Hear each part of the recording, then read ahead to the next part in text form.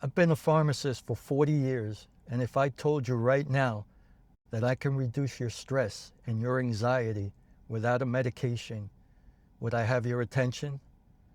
Well, that's exactly what I did about 9 months ago. I quit being an active investor and became a passive investor.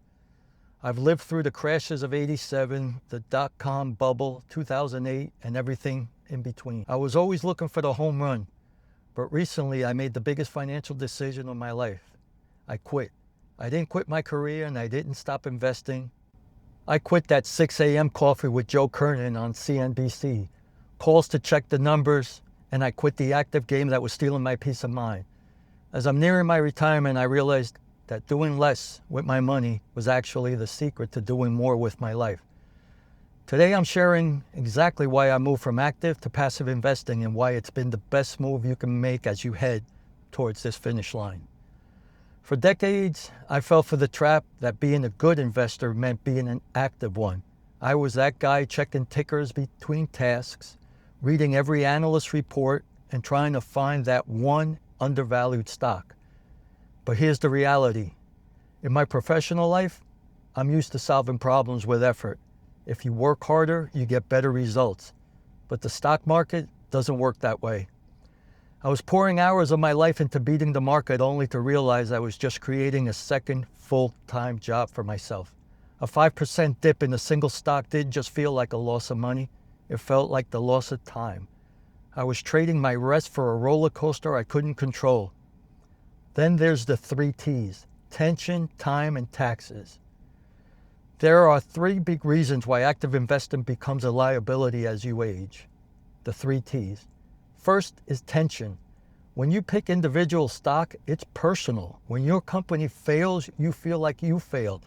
That emotional weight is a heavy burden to carry into retirement. Second is time. Your time wealth is now more valuable than your bank wealth. Do you really want to spend your retirement staring at a candle chart on a screen? And third is taxes. Constant trading is a tax nightmare. Every time you jump in and out of a position, the government takes a slice. By moving into passive strategy, I'm keeping more of my money working for me rather than for the IRS. So what does my life look like now? It's boring, and in investing, boring is beautiful. I moved my focus to broad index funds. About 60 to 65 of active U.S. large cap funds underperforms the index in any given year. Over 10 years, roughly 85 to 90 underperform. Over 20, about 90 to 92 fail to beat the market. Another way to say this, only 1 in 10 active managers beat the index long term.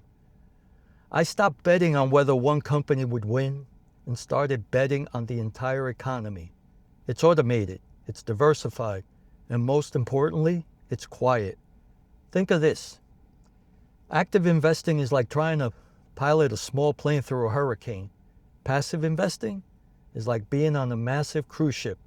The waves may still come, the markets may dip, but you're on a vessel built to weather the storm. I'm no longer watching the markets. I'm watching the people I love. I'm focusing on my health, my travels, and my retirement. If you're nearing the finish line like I am, I want to challenge you. Look at your portfolio. Is it giving you freedom or is it giving you a headache? You've put in the years. You've done the hard work. You don't have to be a day trader to be a successful retiree. I want to hear from you in the comments. Are you an active investor or are you ready to make that shift to being a passive one? Let's start a conversation. If this helped you, hit that like button and subscribe for more Life After Work wisdom. Remember, you earned your peace. Don't trade it for a ticker symbol. I'll see you in the next one, and remember, good decisions, good life. God bless.